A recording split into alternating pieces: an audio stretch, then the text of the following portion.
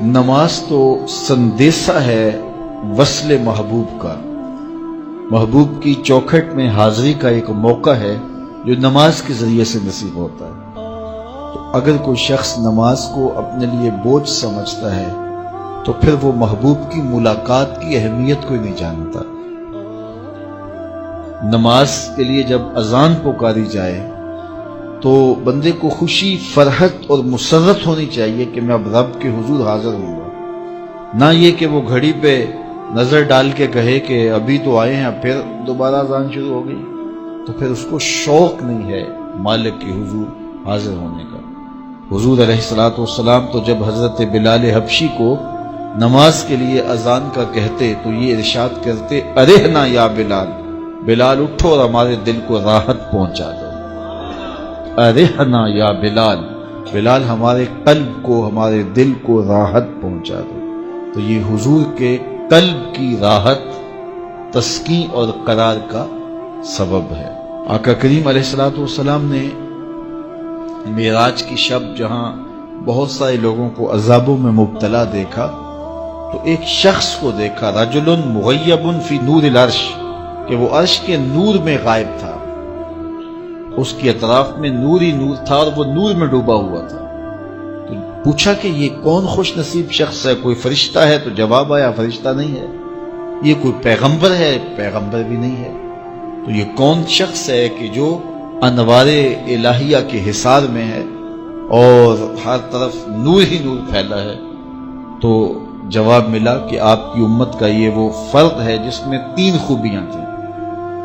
پہلی خوبی تو یہ کہ اس کی زبان اللہ کے ذکر سے تر رہتی تھی، اور دوسری خوبی اس میں یہ تھی وَقَلْبُهُ مُعَلَّقٌ بِالْمَسَاجِدِ، اور اس کا دل مسجدوں کے ساتھ لٹکا ہوا تھا، مسجدوں کے ساتھ دل بستگی تھی سے۔ فرمایا کچھ لوگ ہوتے ہیں کہ وہ مسجدوں کی میخیں ہوتی ہیں، جس طرح وہ کیل لکڑی میں ٹھک جاتا ہے تو یہ بھی مسجدوں میں ٹھکے رہتے ہیں، جب بھی ڈھونڈو کہ مسجد سے ملیں گے۔ فرمایا کبھی یہ لوگ بیمار پڑ جائیں اور مسجد میں حاضر نہ ہو سکیں تو اللہ کے کچھ فرشتے ہیں جو ان کی عیادت کرنے کے لیے ان کے گھروں میں جاتے ہیں۔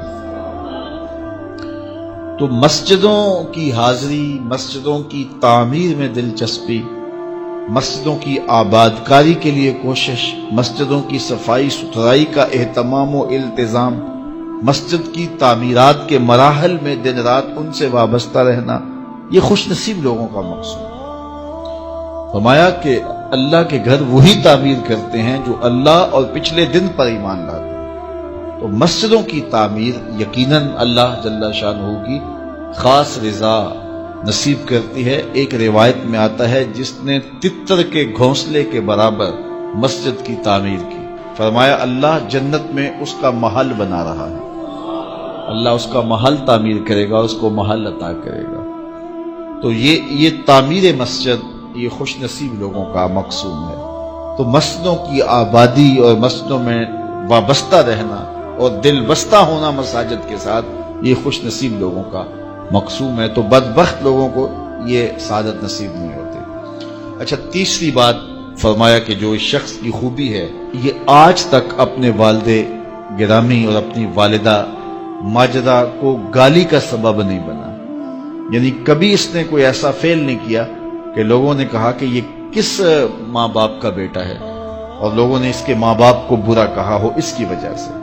تو یہ 3 خوبیاں اس شخص کے اندر پائی جاتی ہیں اور آج یہ اللہ کے عرش کے نور کے سائے میں اپنے آپ کو کھڑا ہوا پا رہا ہے۔ تو جن کے سر نماز سے گوجل رہیں، مسجد کی حاضری جن کے لیے شوق ہو اور مسجد میں آتے ہی نکلنے کے لیے کوئی راستے ڈھونڈ رہے ہوں تو انہیں اپنے اندر اترنا چاہیے۔ لائک کیجئے اگر یہ ویڈیو آپ کو اچھی لگی ہے تو، کمنٹ کیجئے اگر آپ کی کوئی رائے ہے یا سوال ہے، شیئر کیجئے اپنے دوستوں کے ساتھ بھی۔